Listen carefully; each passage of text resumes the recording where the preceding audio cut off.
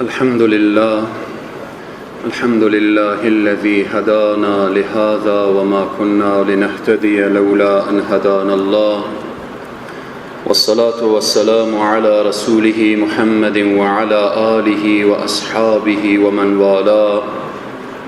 قال الله سبحانه وتعالى: ود كثير من أهل الكتاب لو يردونكم من بعد إيمانكم كفارا حسدا من عند أنفسهم.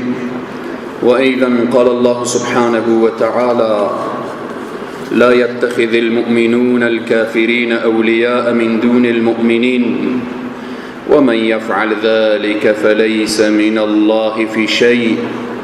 وأيضا قال الله سبحانه وتعالى: يا أيها الذين آمنوا لا تتخذوا آباءكم وإخوانكم أولياء إن استحبوا الكفر على الإيمان ومن يتولهم منكم فأولئك هم الظالمون.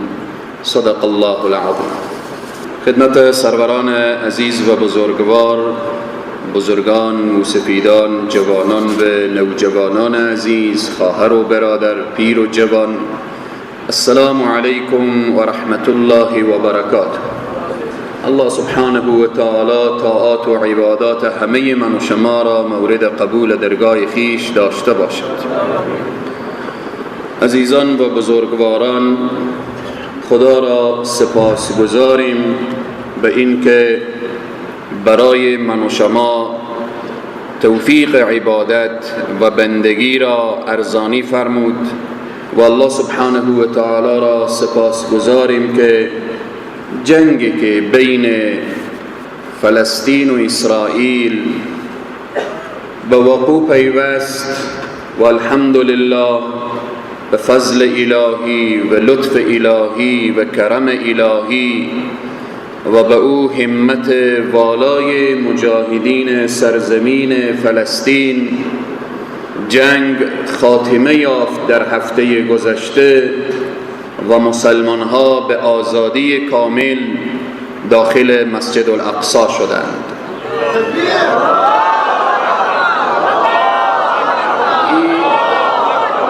این لطف الهی و فضل الهی است. آتش بس موقتا هست.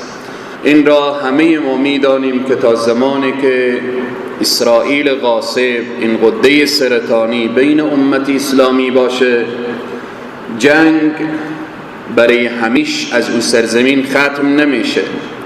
به خاطر اینکه یهود غاصب، صهیونیسم یا صهیونیست غاصب و غدار دیگر یقیناً که برای مسلمان ها ایجاد مزاحمت خواهد کرد.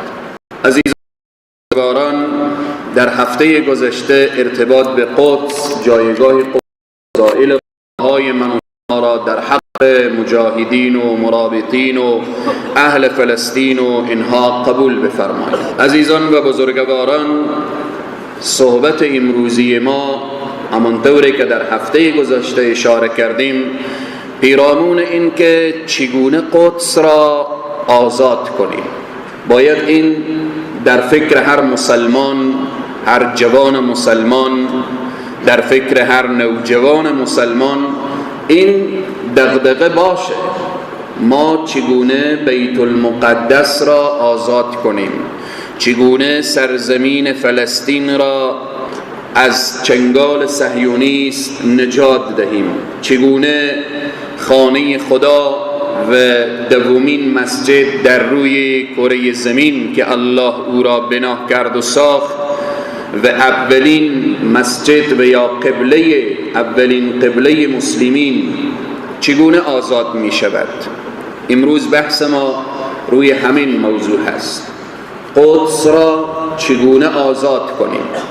قبل از این که ارتباط به آزادی قدس و اسباب آزادی قدس و یا کشورهای اشغال شده اشاره بنماییم، اول خوبه که عوامل سقوط قدس و اشغال کشورهای اسلامی این را باید بدانیم. چرا قدس اشغال شد؟ چرا فلسطین اشغال شده؟ چرا کشورهای اسلامی، عراق، سوریه، افغانستان، سایر کشورها و اکثریت کشورهای اسلامی چرا مورد تاخت و تاز دشمن قرار گرفته؟ امیدوارم که بتوانیم امروز این بحث را که آغاز کردیم به پایان برسانیم، چون موضوعات در بین جامعه موضوعات زیاد هست که باید اینها را بفهمیم و بدانیم و بحث قدس را امروز خاتمه بدیم. عوامل سقوط قدس، عوامل اشغال فلسطین، عوامل اشغال کشورهای اسلامی. چه کار شد که افغانستان اشغال شد؟ چه کار شد که عراق اشغال شد؟ چی شد که سوریه اشغال شد؟ اینها همه عوامل داره. یک مسلمان باید عوامل سقوط قدس یا عوامل اشغال فلسطین و اشغال کشورهای اسلامی باید بدانه و بفهمه. بحث تاریخی هست و بحث عمیق هست، ولی فهرستوار بیان میکنیم. اکثریت موضوعایی که در منبر ما و شما بیان میشه هدف و انگیزه دادنه که بریم بالاخره به سراغ کتب، بریم بالاخره به سراغ تاریخ، بریم به سراغ بالاخره عواملی که کشورها سقوط کرد و اشغال شد و اینها ما بریم پیدا کنیم، جستجو کنیم، مطالعه کنیم. هدف اینه.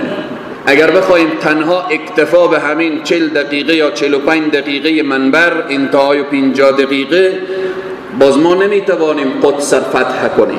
ما باید بیشتر وقت بگذاریم تا عوامل بیشتر پیدا کنیم که روزی شاهد آزادی فلسطین و قدس و سرزمین های اسلامی باشیم. اول از جمله عوامل سقوط بیت المقدس یا سقوط قدس یا اشغال فلسطین، یا میشه به تعبیر دیگر که دامنه اش را وسیع کنیم، اشغال کشورهای اسلامی، از بین بردن خلافت اسلامی بود. عزیزان و بزرگواران، دشمن چی زمانی بر ما موفق شد؟ زمانی که خلافت اسلامی رو به هم زد. امروزه من نمیدانم بعضی انسانها وقتی نام خلافت اسلامی رو میشنون پریشان میشن. ما زمانی که خلافت اسلامی داشتیم عزت داشتیم، آبرو داشتیم، جایگاه داشتیم، مقام داشتیم. تا زمانی که خلافت اسلامی داشتیم آدرس داشتیم. آدرسی بود که مسلمان فریاد میزد. به این عزیزان و بزرگواران، زمانی که خلافت اسلامی بود مسلمان ها عزت داشتند. از مکه مکرمه تا مدینه منوره شروع تا اندلس کجاست؟ اسپانیای امروزی، همه زیر چتر یک رهبریت و امیر المؤمنین زندگی می کردن و هیچ سرزمینی زیر استثمار نمی رفت و هیچ قدرتمندی نمی توانست سر بلند کنه و بیایه بر امت اسلامی تاخت و تاز داشته باشه. وقتی کشتی‌های عثمانی، گوش کن جوان مسلمان، وقتی کشتی‌های عثمانی از جلو لنگرگاه‌های اروپا عبور می‌کرد، کشتی‌های مسلمان‌ها وقتی از کنار اروپایی‌ها عبور می‌کرد، کلیساهایی که زنگ داشتن، در کلیساها یک زنگ، یک ناقوسه، به خاطر عبادت او زنگها را میزدن و بلند میکردن. کلیساها از صدا خودداری میکرد و زنگ کلیسا خاموش میکردن که مبادا مسلمان ها صدای زنگ کلیساها را بشنوند، از کشتی های خود پایین بشن و سرزمین هایشان را فتح کنند. اینها زان من به اصطلاح من و شما اوسنه نیست. این داستان‌های ما خود را تیره. ما مسلمان ها روزی چنین عزت داشتیم. کشتی‌های مسلمان ها وقتی از کنار کلیساهای اروپایی ها عبور می‌کرد، اونها صدای زنگ کلیسا را پایین می آوردن که کشتی هایی که داخل بحر و مسلمان ها داخل کشتی نشنوند. پس از جمله عوامل سقوط قدس و اشغال فلسطین و اشغال کشورهای اسلامی چی شد؟ از بین بردن خلافت اسلامی. خلافت اسلامی را از بین بردن و بعد دشمنان اسلام آمدن کشورها را یکی پی از دیگر اشغال کردن. اون حرف هارون الرشید که از خلفای عباسیه وقتی سرش گذاشته هست طرف آسمان نگاه میکنه و بعداً یک تکه ابری، لکه ابری از آسمان عبور میکنه. هارون الرشید چی میگه؟ میگه ای ابر هر جا که میخوای برو ببار، هر جا که میخوای برو ببار. از اثر باران تو هر گیاهی که از زمین بیرون بشه و از او گیاه حاصل به دست بیایه، او حاصل به خزانه مسلمین و بیت المال تسلیم میشه. ببین که خلافت اسلامی و سرزمین های امت اسلامی چقدر بوده. داستانی که بار اشاره کردیم، بار وقتی ما میگیم خلافت اسلامی عزت به بار میاره، خلافت اسلامی آدرس هست، معنای همینه. شما بارها و بارها از زبان علما و از طریق همین منبر شنیدیم داستان وامعتصما. داستان وامعتصما یعنی چی؟ یک زن مسلمان در عموریه در سرزمین روم، یک فرد عسکری از عساکر رومی زن مسلمان را میگیره اسیر خود. در اثنایی که زن مسلمان را میگیره، تاجر مسلمان این صحنه را میبینه. در اونجا تاجر مسلمان صحنه را میبینه و مجردی که این عسکر رومی دست به دامان زن مسلمان مندازه و این را میخواه ببره به زندان، یک کلمه زن مسلمان میگه، یک کلمه، فقط یک فریاد سر میده و معتصما. معتصم کی بود؟ امیر المؤمنین و خلیفه مسلمین بود. یک صدای و معتصما.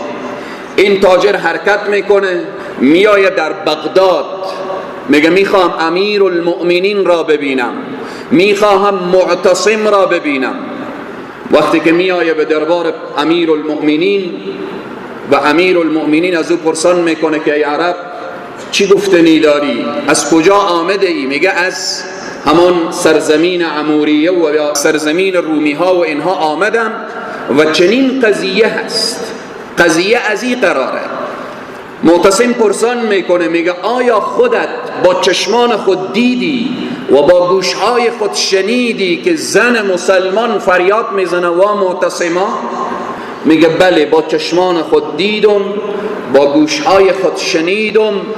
در جایی که معتصم نشسته استاده میشه و فریاد میزنه لبیک یا اختا،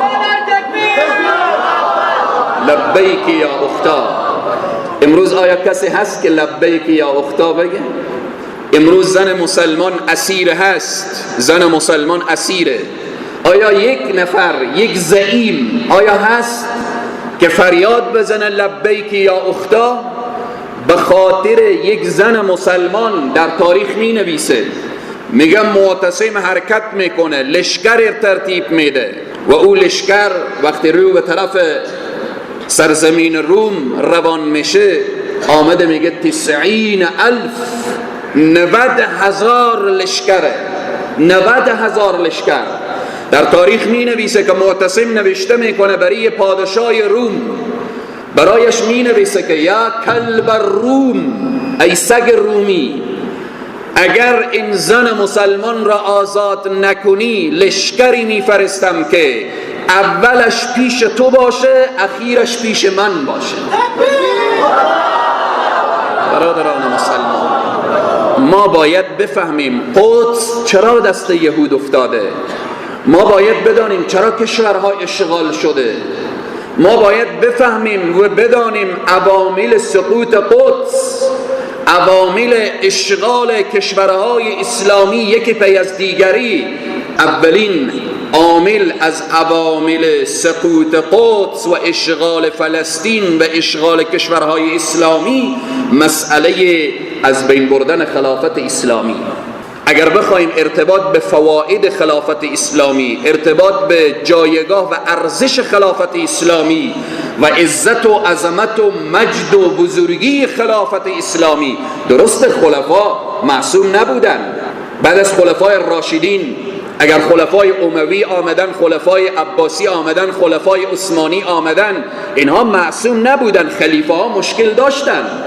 همین معتصمی که من به شما اشاره کردم این دوچار اشکال عقیدتی بود، دوچار اشکال عقیدتی بود، ولی امیر المؤمنین بود، ولی برای مردم یک آدرس بود، برای جهان یک آدرس بود. در زمان سلطان سلیمان که یکی از خلفای عثمانی هست، بین دو کشور کفر درگیری میشه، بین دو کشور کفر. بعد یکی از کشورهایی که از کشور کفر که ضعیف بود مراجعه میکنه به سلطان سلیمان، میگه که ما در کنار شما قرار داریم، بیایید از ما دفاع کنید، فلان کافر میخواه به جان ما حمله ور بشه، بیایید از ما دفاع کنید. سلطان سلیمان میگه عساکر مسلمین اونقدر وقت ندارن که بیاین به شما وقت بگذارن و از شما دفاع کنن. این 500 یا 1000 دست لباس عسکر مسلمان را ما میفرستیم، این لباس ها را عساکر شما به تن کنه، سر چوک ها و داخل بالاخره کوچه و بازار استاده بشن. ببین مسلمان، وقتی که لباس های سربازان امت اسلامی، لباس ها فقط فرستاده میشه و او کفار این لباس ها را میپوشن و سر چوک ها و بازار و کوچه و این و اون استاده میشن، خبر به او کافری که میخواست بالای کافر دیگر حمله کنه، خبر به او رسید که افراد سلطان سلیمان آمده از این شهر دفاع میکنه. همه عقب نشینی کردن، همه فرار کردن. از لباس مسلمان دشمن هیبت داشت، از لباس مسلمان دشمن هیبت داشت. امروز ما میخوایم ارتباط به این صحبت باشه که چرا کشورهای اسلامی اشغال میشه، چرا من و تو امروز هر روز به خاک ذلت و خواری کشانده میشیم. بیا ریشه یابی بکن، اسباب عوامل سقوط را و بالاخره بررسی بکن، پیش خود بگذار که ما چرا اینقدر خوار و ذلیل شدیم. پس اولین عامل از عوامل سقوط قدس و بیت المقدس و کشورهای اسلامی از بین بردن خلافت اسلامی. دشمن چی وقت موفق شد خلافت اسلامی را از بین برد؟ ای جوان مسلمان، فکر تو باید فکر خلافت اسلامی باشه، احیای خلافت اسلامی باشه. امروز اگر دشمن میآید به نامهای مختلف میخواه خلافت اسلامی رو بدنام بسازه، او به من و تو ارتباط نداره. اینجا زیرکی و هوشیاری من و تو میطلبه. امروز اگر کسی میآید به نام امارت اسلامی، به نام خلافت اسلامی، به نام دولت اسلامی میآید جنایت میکنه، این به اسلام ربطی نداره. اما این فکر من و تو باید باشه، این فکر جناب محمد رسول الله صلی الله علیه و سلم، فکر ابوبکر و عمر و عثمان و علی و معاویه و عبدالملک ابن مروان و دهها خلیفه و بالاخره که در بین امت اسلامی زندگی کردند، عمر ابن عبدالعزیز و صلاح الدین ایوبی و بالاخره میرسه تا اینکه هارون الرشید و تا سلطان عبدالحمید ثانی و سلطان سلیمان و اینها خلافت اسلامی در بین امت اسلامی. عزیزان و بزرگواران، دوم خروج علیه خلیفه مسلمین. دشمن آمد بین مسلمان ها کار کرد، تا مسلمان ها چه کار کرد؟ به گروه تقسیم کرد. از مسلمانان غافل، از مسلمانان جاهل، از مسلمانان نادان استفاده کرد، یک کشور تبدیل به دهها و بالاخره به صدها کشور ساخت. علیه خلیفه حرکت کردن این از جمله عوامل سقوط بالاخره قدس و اشغال کشورهای اسلامی و اینها. سوم به وجود آمدن علمای درباری. کشورها که پارچه پارچه شد، آمدن افغانستان ساختن، ایران ساختن، پاکستان ساختن، ازبکستان ساختن، عربستان ساختن و بالآخره همه اینها را وقتی که ساختن، در بین اینها علمای درباری به وجود آمد. از جمله عوامل سقوط قدس، از جمله عوامل اشغال فلسطین، از جمله عوامل اشغال کشورهای اسلامی یکی پی از دیگر، به وجود آمدن علمای درباری و علمای سو. عزیزان و بزرگواران، صحبت ما ارتباط به عوامل سقوط قدس و اینکه اشغال فلسطین و سایر کشورهای اسلامی. اشاره کردیم از بین بردن خلافت اسلامی، دوم خروج بیرون شدن علیه خلیفه مسلمین، سوم به وجود آمدن علمای درباری، علمای سو در هر جا و هر کشوری که حاکم تعیین کردن، در کنار حاکم ظالم باز یک عالم ظالم هم پیدا کردن. یک عالم ظالم هم پیدا کرد. تنها حاکم ظالم نیست، حاکم ظالم. علمای درباری خیلی ظلمشان و گناهشان سنگین‌تر از او حاکم هست. حاکم که نمیدانه، حاکم ظالم توجیه میکنه، میگه اگه این کارم اشتباه هست، پس این علمایی که به اطراف منن اینا چرا تایید میکنن؟ پس به اینه که اگر برای حاکم ظالم یک چاه جهنم باشه، برای عالم ظالم سو و درباری 7 جهنم خواهد بود.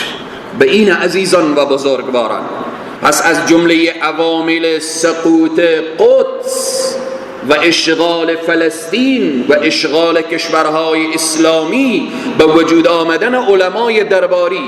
هر ظالم آمد، هر حاکم بدبخت و شقی و دست نشانده آمد، عالم درباری چی گفت؟ قل جاء الحق زهق الباطل. این رژیم رفت، رژیم دیگه آمد، گفت قل جاء الحق و زهق الباطل. روزی می آید که حق و باطل واضح و صریح می شود.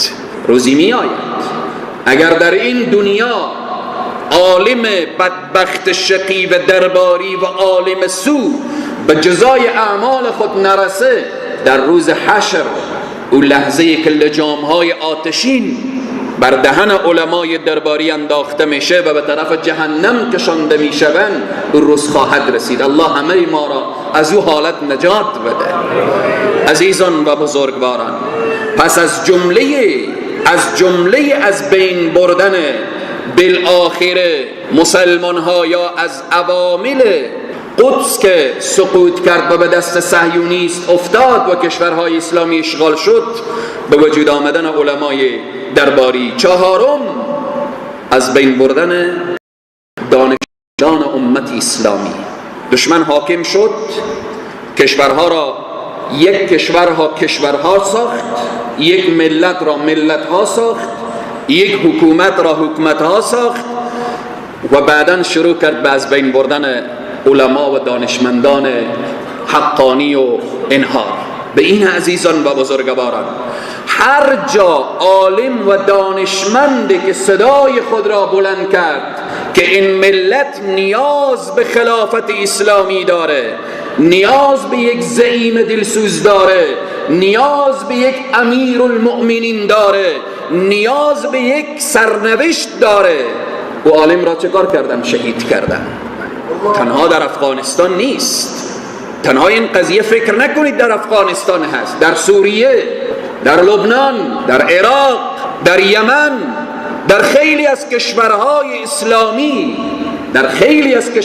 اسلامی، چه کار کردن؟ دانشمندان امت اسلامی، فقط اون کسی که امت را میخواد بیدار بکنه، وقتی میخواد امت را بیدار بکنه، به بین علمایی که شهید ساختن،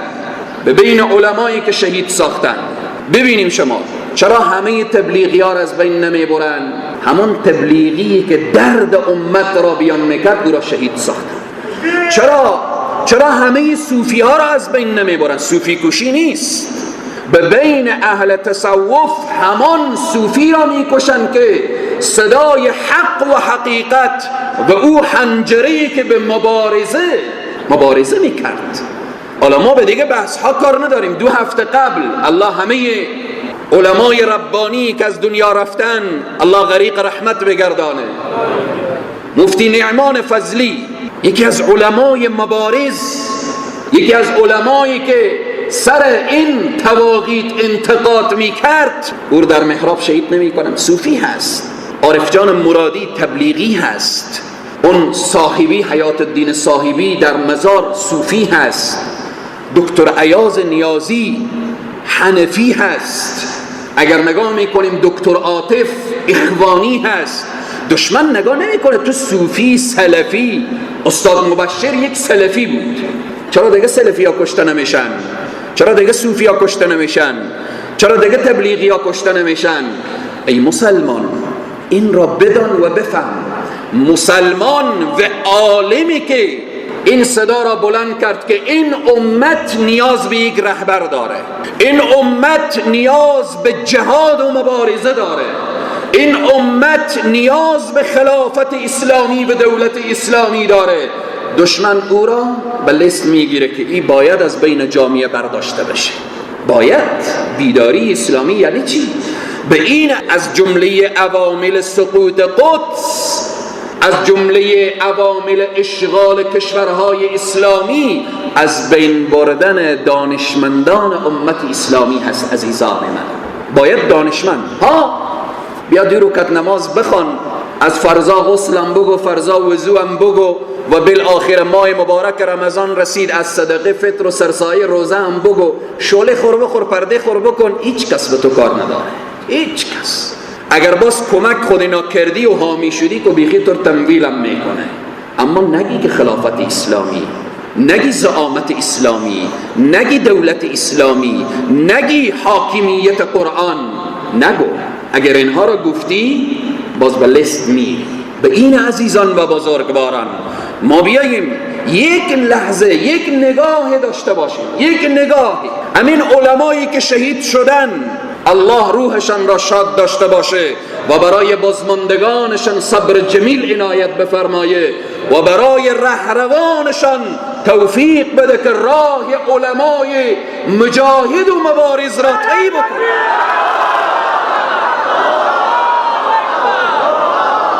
کدام شما نگاه کنیم.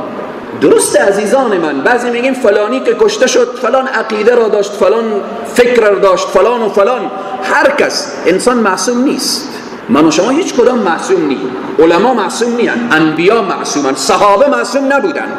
از پیش صحابه اشتباه شد، از پیش علما اشتباه نشد. بارها و بارها ای را گفتم که 20-21 سال میشه از این خطابت، هزارها جلسه صحبته. خب هزارها صحبت شده، به بین اینها اگر 5 تا 10 تا اشتباه هست و اشتباه شده الله ما را ببخشه. اما نباید اشتباه یک عالم را ما جلوه بدیم که این فیلمش را ببین این مشکل را داشت. نه، یک مشکل داشت، 10 ها خوبی هم داشت. مبارزه اش را ببین، مبارزه او با باطل، علیه تواغیت. به این عزیزان و بزرگواران از بین بردن دانشمندان امت اسلامی فقط مبارز باشی. مبارزه تنها علما نیستن.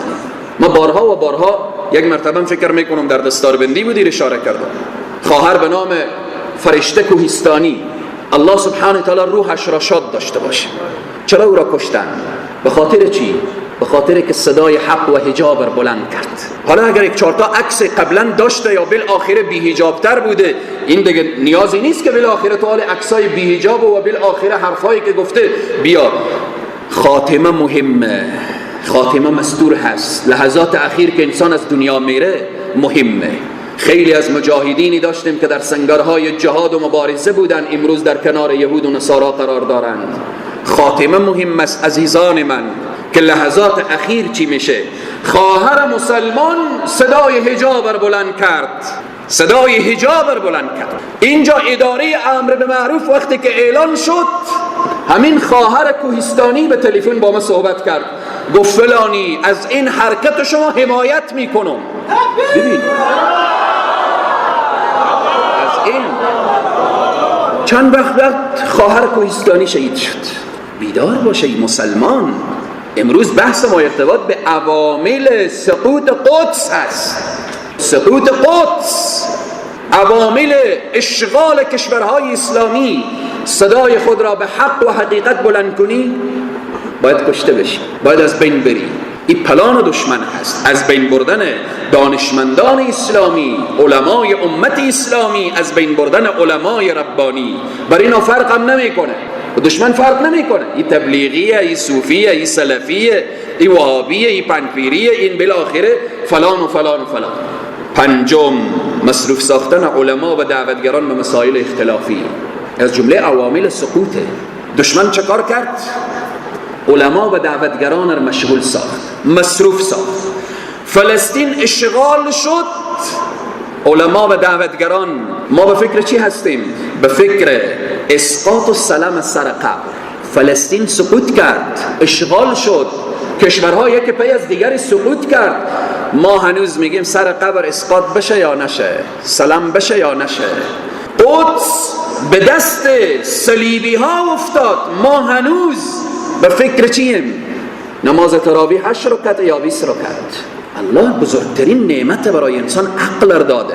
مصروف ساختن علما و داعیان و دعوتگران به مسائل فرعی جزئی، به مسائل بالاخره اختلافی و اینها. کشورهای اسلامی یکی پی از دیگر اشغال میشه، ما به فکر هنوز امامه سیاه سنت یا امامه سفید. ما به این فکر اگر نگاه کنیم ناموس مسلمان در عراق و سوریه و فلسطین و افغانستان به دست کفار اسیره، من و تو هنوز به فکر اینیم که بعد از نماز دعا بشه یا نشه. فلان ملا را از مسجد بیرون کنیم، بعد از نماز دعا نمیکنه. فلان ملا را بیرون کنیم که دعا میکنه. هنوز به این فکر، به این فکر من و تو ای مسلمان هنوز به این فکر باشیم، به این که دستای خود را زیر ناف ببندیم یا بلند ناف ببندیم، روی سینه ببندیم یا پایینتر و بالاتر. ناموس مسلمان به دست دشمن، من و تو هنوز به این قیل و قاله.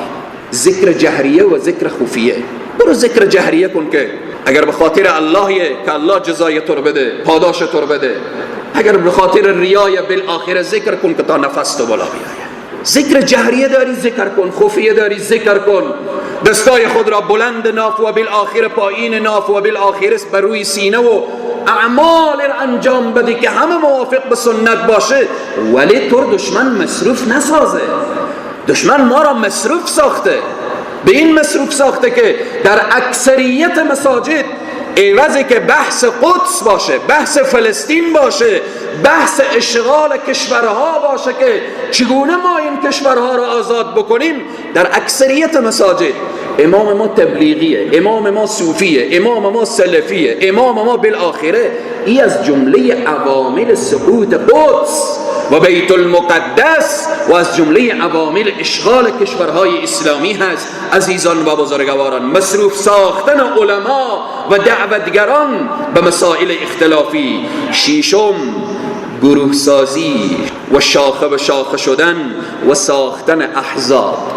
اینها عزیزان من، اینها چنین نیست که تصادفی پیش آماده باشه.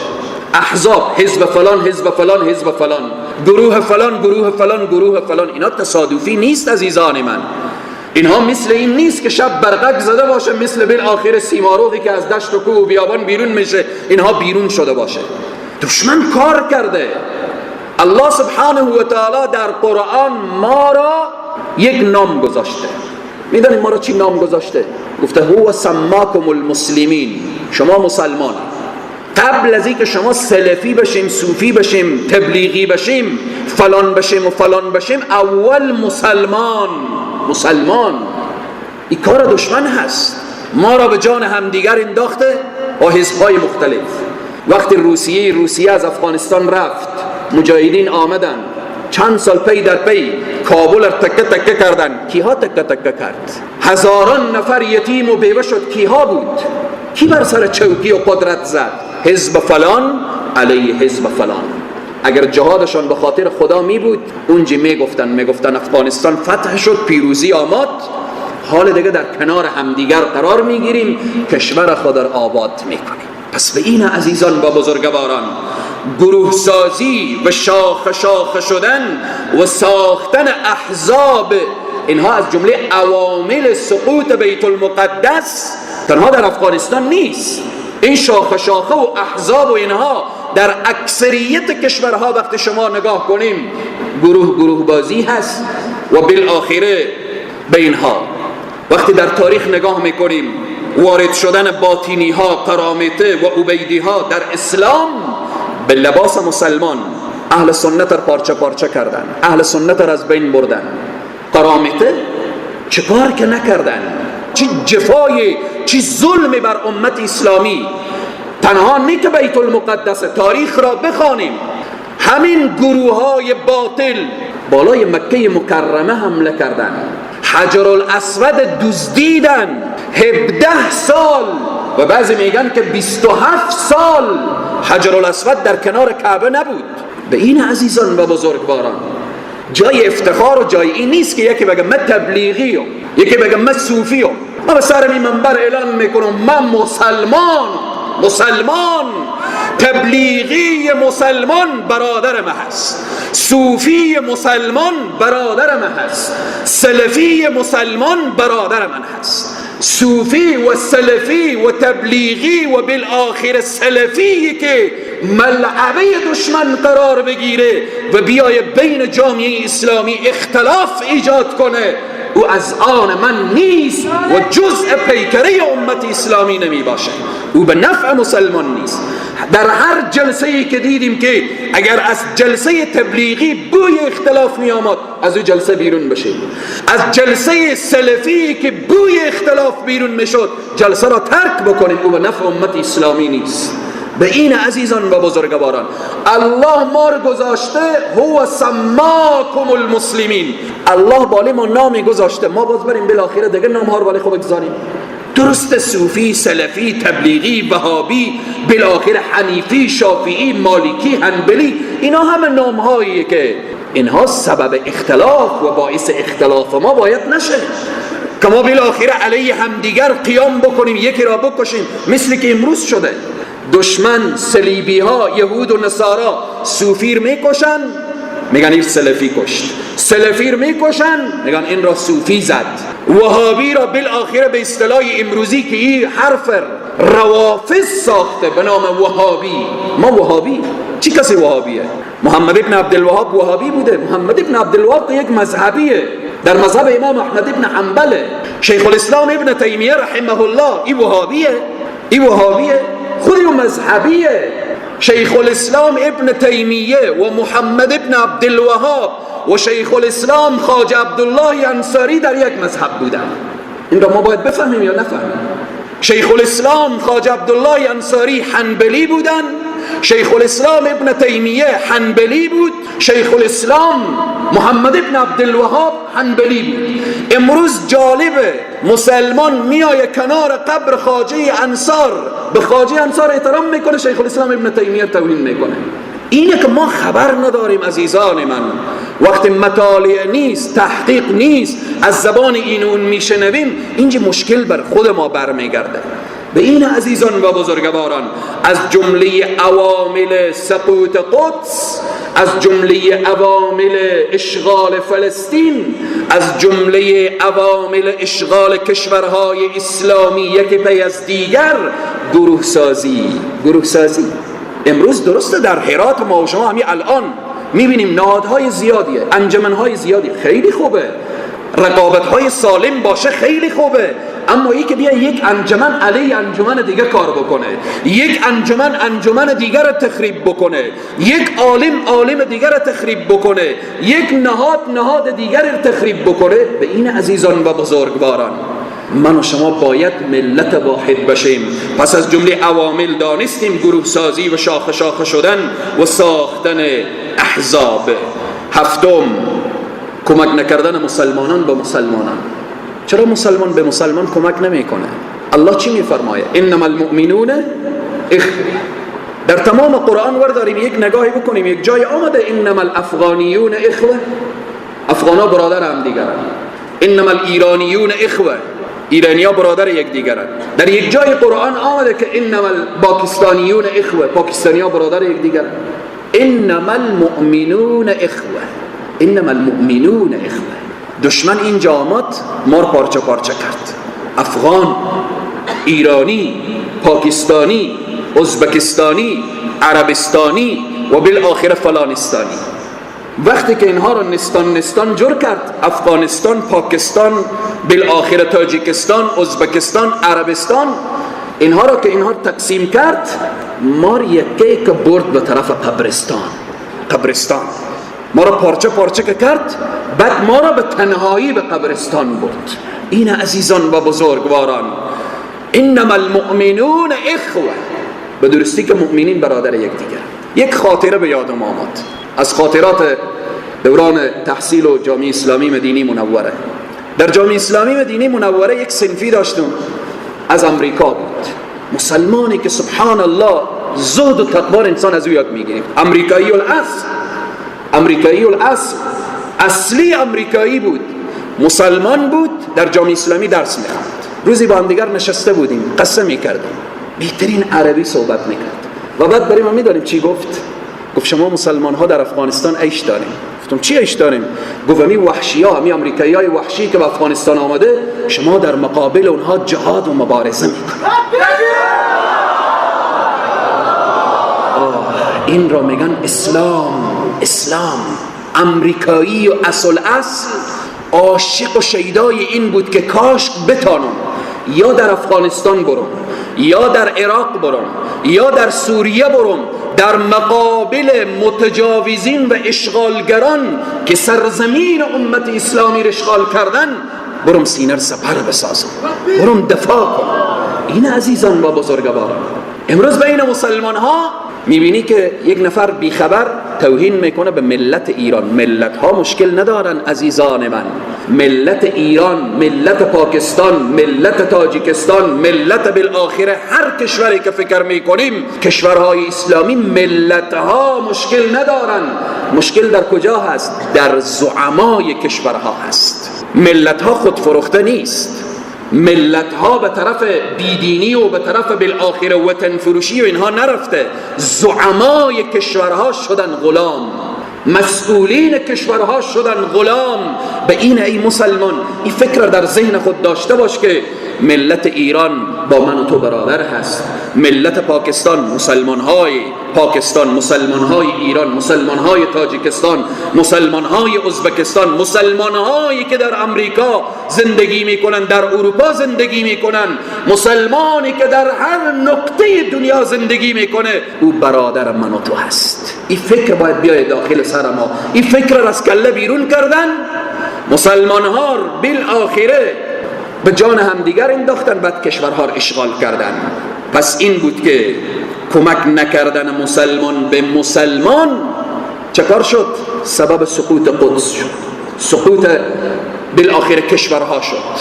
امروزه کشورها ایران، پاکستان، عربستان، تمام کشورهایی که اسلامیه توپ و طیاره ندارن، لشکر ندارن، سپاه ندارن. اینا به کدام روز به درد میخوره؟ این توپ و طیاره عربستان، این توپ و طیاره بالآخره مصر و یمن و شام و سوریه و افغانستان و پاکستان و تاجیکستان و اینها به کدام روز به درد میخوره؟ اینا رو میخوان کدام روز استفاده کنن؟ دشمن آمد کمک نکردن مسلمانان را به مسلمانان جلوه داد. به این عزیزان و بزرگواران 8 میلیون یهودی در دنیا، 8 میلیون یهودی. اگر 1.5 میلیارد مسلمان، هر مسلمان یک مشت خاک برداره، یک مشت خاک طرف اسرائیل پرتاب کنه، اسرائیل میره در زیر خاک برای ابد ناپدید میشه. نفر یک مشت خاک، نیازی نیست که ما به مرمی بزنیم. 8 میلیون تقسیم کنیم به سر 1.5 میلیارد یا 1800 میلیون مسلمان. 1800 میلیون مسلمان در مقابل 8 میلیون عاجز مونده. نه، اینا عاجز نیستن. مسلمان ها بی غیرت هم نشدن. 4 تا بی غیرت آمده زعامت این کشورها رو گرفته. 4 تا بی غیرت و خودفروخته آمده بر کرسی قدرت، بر اریکه قدرت قرار گرفته و مسلمان ها را در تحت قبضه خود قرار دادن. به این عزیزان و بزرگواران، هشتم، کمک به همکاری مخفیانه مسلمان نماها با یهود و نصارا. یهود و نصارا چند تا مسلمان را با خود گرفتن که مخفیانه به اونا کمک میکنن. افغانستان اشغال شد، توسط کی اشغال شد؟ تا 4 تا جلورو نداشته باشه افغانستان اشغال میشه. عراق اشغال شد، تا 4 تا جلورو منافق مسلمان نما تا با یهود و نصارا همکاری نمیکرد عراق اشغال میشد، سوریه اشغال میشد. و این عزیزان و بزرگواران از جمله عوامل سقوط قدس، سقوط بیت المقدس، اشغال فلسطین و اشغال کشورهای اسلامی، کمک و همکاری مخفیانه مسلمان ها و مسلمان نماها و منافقین که بین مسلمان ها زندگی میکنن با یهود و نصارا. الله چقدر سریع با ما بیان میکنه. یکی 2 آیه اشاره میکنه. الله میفرمایه ود کثیر من اهل الكتاب لو یردونکم من بعد ایمانکم. ای اهل کتاب دوست دارن، یهود و نصارا دوست دارن تا شما از دین شما برگردانن. حالا مسلمانی که به این آیه عقیده داشته باشه خود یهود و نصارا همکاری میکنه.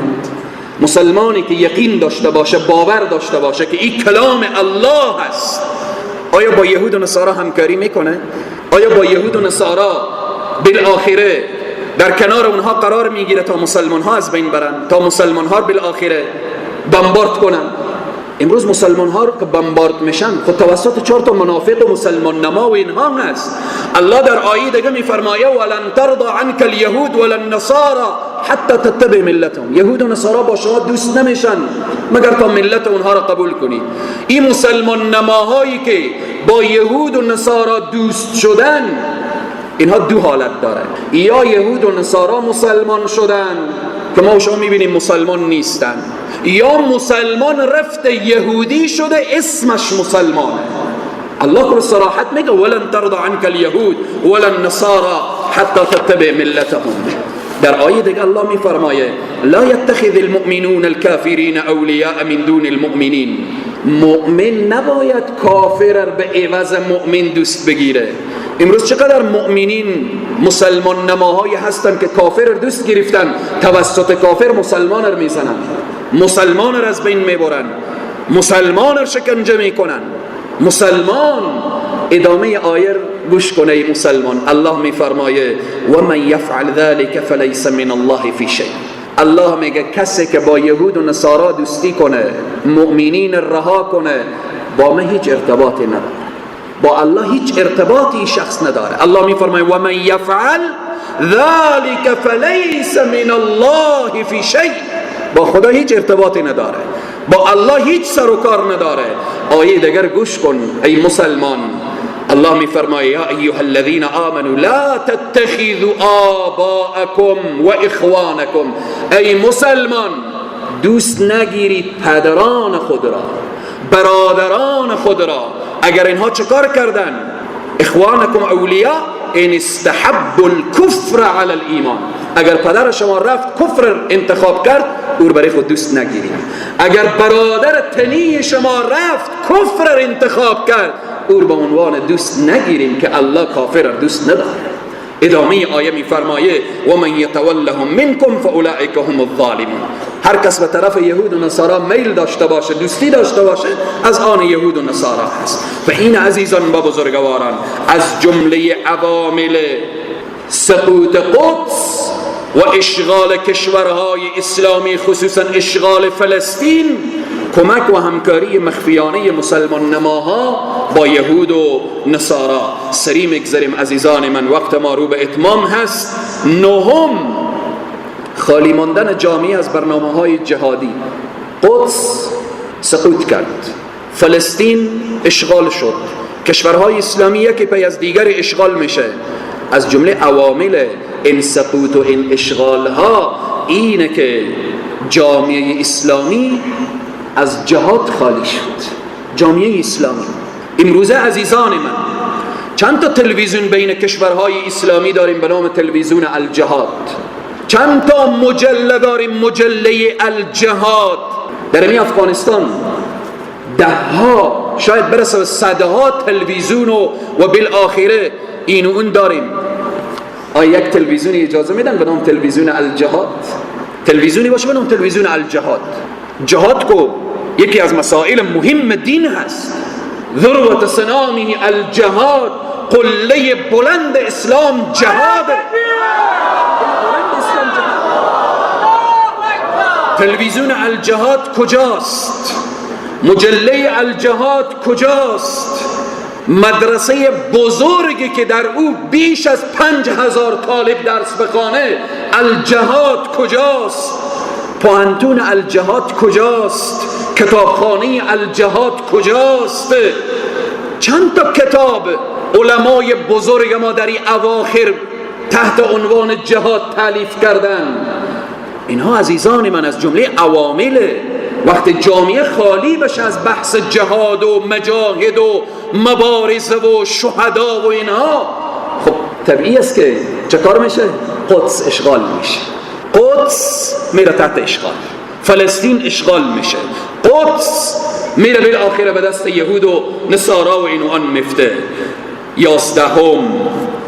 دهم بردن امت به سمت شعارها. امت را فاصله میدن، دور میسازن. امت را میخوان امت شعاری بسازن. امت شعاری نیست، امت عمله.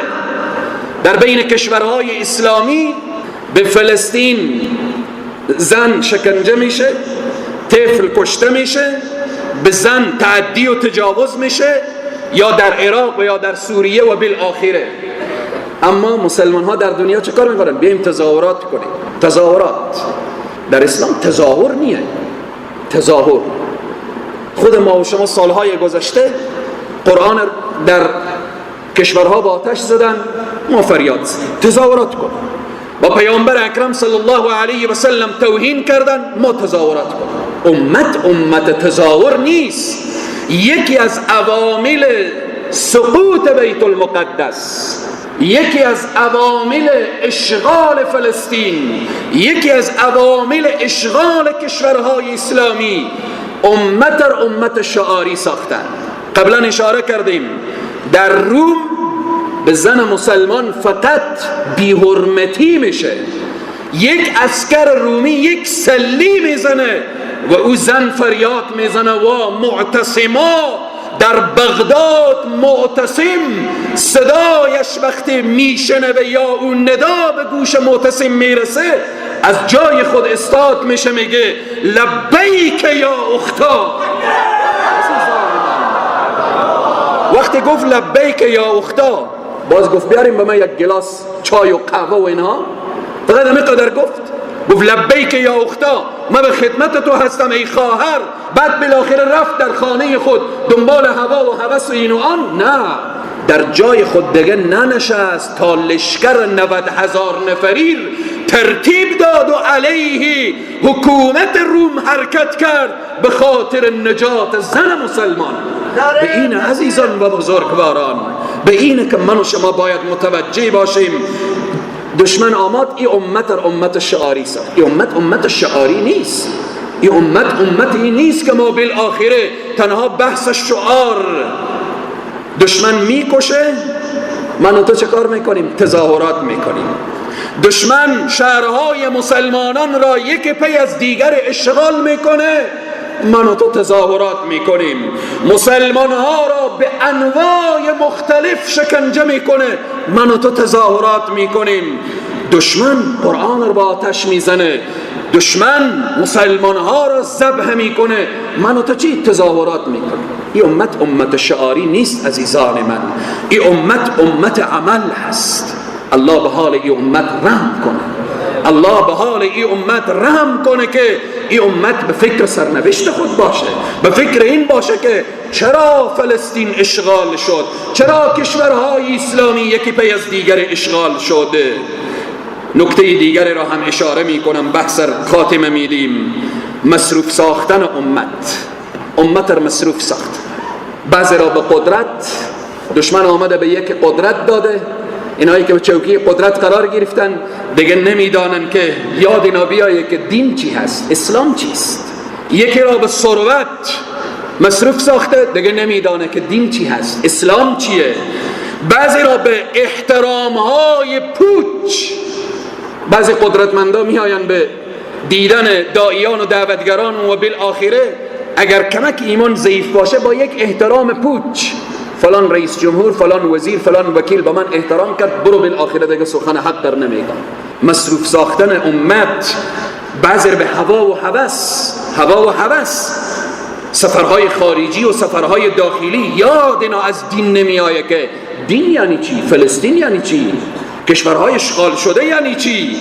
جوانان ما را مصروف ساختن به چی؟ به تلویزیون ها، به فیلم ها، به سریال ها. جوان ما را مصروف ساختن به اینترنت و فضای مجازی، تا لحظه ای که جوان ما به فضای حقیقی بود امت اسلامی عزت داشت. جوان ما را مصروف ساختن به فضای مجازی، به مد و فشن، به رخت و لباس های عجیب و غریب.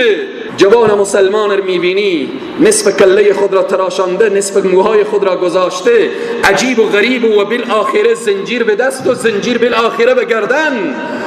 ای جوان مسلمان، تو باید امروز زنجیرها را از دست و پای فلسطین بشکنی.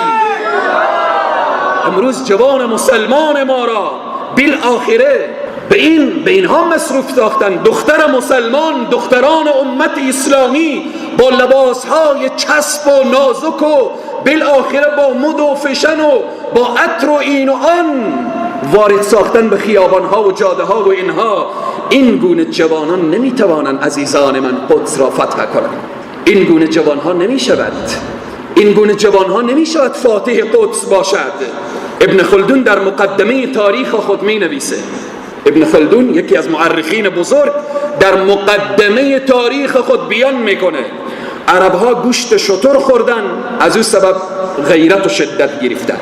ابن خلدون می نویسه عربها گوشت شتر خوردن، از این جهت غیرت و شدت گرفتن.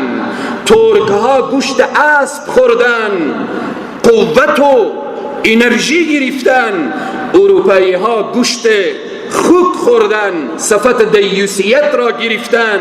سیاه‌پوستان غیر مسلمان گوشت میمون استفاده کردن، خوی و طبیعت میمونی گرفتن. ابن قیم در تحت این حرف بیان میکنه.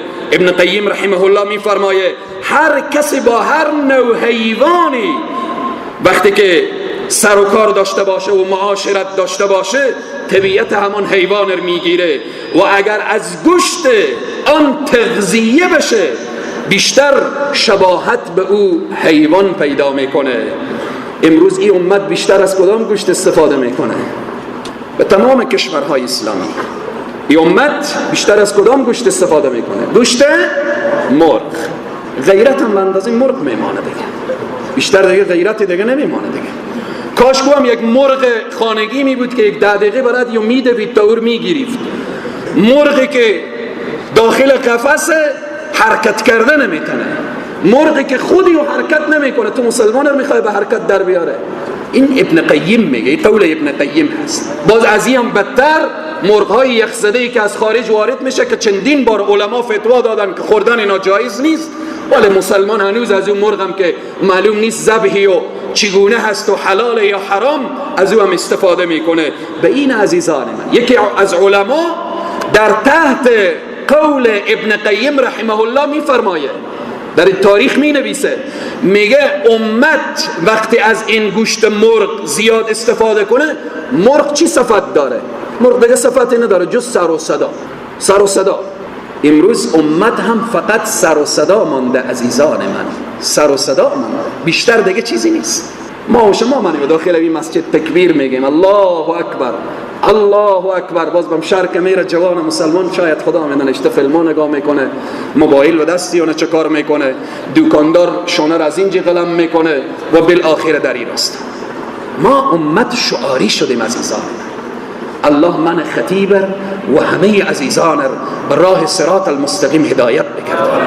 عزیزان و بزرگواران، بحث عوامل گفتیم که زیاد هست، ارتباط به این که چگونه قدس را آزاد بسازیم فقط فهرستوار اشاره میکنم، تشریح نمیکنم. اونا که عوامل سقوط قدس و اشغال فلسطین و عوامل اشغال کشورها بود که اشاره کردیم. حالا قدس و سایر کشورها چگونه آزاد کنیم؟ 10 تا نکته فهرستوار بیان میکنم. اول، رجوع به الله، توبه خالصانه و مخلصانه. رجوع به الله داشته باشیم، توبه خالصانه و مخلصانه داشته باشیم. در فتح قادسیه، وقتی که قادسیه فتح میشه، سعد ابن ابی وقاص فرد میفرسته پیش حضرت عمر، میگه برو مژده بده که قادسیه فتح شده. وقتی میای پیش سیدنا حضرت عمر خیلی خوشحال میشن، سجده شکر میکنن. بعد پرسان میکنن، میگن این جنگ چی وقت آغاز شد و چی وقت ختم شد؟ این فرد میگه در طلوع آفتاب جنگ آغاز شد، در غروب آفتاب ختم شد. سیدنا عمر گریه کردن، خیلی گریه کردن. گفت یا امیرالمومنین، شما باید خوشحال باشیم، چرا گریه میکنیم؟ گفتم نمیدانم که گناه از منه که امیرالمومنین هستم، گناه از من است یا گناه از شما سربازان. این اولین جنگیه که بین حق و باطل اینقدر طول کشیده. ببین مسلمان، ما با توپ و طیاره پیروز نمیشیم، ما با ایمان و عقیده و اخلاص پیروز میشیم. پس یکی از راههای نجات کشورهای اسلامی و فتح بیت المقدس رجوع به الله و توبه خالصانه و مخلصانه. دوم، تأسیس مدارس جهادی بر مبنای قرآن و سنت و فهم سلف صالح. مدارس زیاده، اما در مدارس ما بحث جهاد کمه. باید در مدارس ما جهاد، آیات جهاد تفسیر بشه و بالآخر بیان بشه. سوم، خواندن قنوت نازله به خاطر آزادی قدس و سایر کشورهایی که اشغال شد. قنوت نازله امروز بین جامعه خیلی کم خوانده میشه عزیزان و بزرگواران، وقت کم است که نیاز داره که اینها را تشریح کنیم. چهارم، ذهنیت سازی به خاطر احیای خلافت اسلامی در بین امت. پنجم، تالیف کتب جهادی و تربیت نسل جوان. ششم، حلقات درسی در تمام مساجد، خصوصا تفسیر آیات جهاد. در تمام مساجد علما باید درس تفسیر داشته باشند، خصوصا و بالاخص آیات جهاد تفسیر بشه، تشریح بشه، تا اینکه این امت از خواب بیدار بشه عزیزان و بزرگواران. هفتم، دوری از مسائل اختلافی و فکر کردن به مسائل مشترک. هشتم، صنوف درسی به خاطر دشمن شناسی، خصوصا یهود و نصارا و شناخت صهیونیست های غاصب. نهم، کار نمودن سر عقیده. 13 سال رسول الله سر عقیده کار کردن تا فتح و ظفر و پیروزی در بدر و احد و حنین و اینها آمد. دهم، بعد از اینکه این مراحل طی شد، ذکر و دعا و تلاوت و پایبندی به نمازهای جماعت و خواندن اذکار صبح و شام و مداومت در تهجد. این عوامل و این اسباب در زندگی ما آمد، فتح و ظفر و پیروزی و کامیابی میآید. الله سبحانه و تعالی بر همه ما توفیق بده تا اینکه مسائل دین و احکامات اسلامی رو درست و صحیح بفهمیم و بدانیم. الله سبحانه و تعالی بر ما توفیق بده تا اینکه ما ریشه‌یابی بکنیم عوامل شکست چیست و عوامل پیروزی چی هست عزیزان و بزرگواران. پروردگار عالم مشکلات این جمع و مشکلات همه امت اسلامی را حل بگردانه. الله سبحانه و تعالی فتح و ظفر و پیروزی و کامیابی نصیب امت اسلامی داشته باشه. پروردگار عالم در بین امت اسلامی یک زعیم دلسوز عنایت بفرمایه. الله سبحانه و تعالی شر دشمنان یهود و نصارا از سر این ملت مظلوم دور بسازه. الله سبحانه و تعالی ما را از این حالت ذلت و خواری نجات بده. بار الها پروردگارا، دستان ما به طرف تو دراز است، تو کریمی، تو رحیمی. ای بار الها پروردگارا، این جمعیت مورد رحمت و مغفرت خود قرار بده و در روز قیامت از شفاعت سرور سالار انبیا محروم نگردان. و صلی الله تعالی و سلم علی خیر خلقه و نور عرشه و مظهر لطفه سیدنا و حبیبنا و مولانا محمد و علی آله و اصحابه اجمعین برحمتك یا ارحم الراحمین.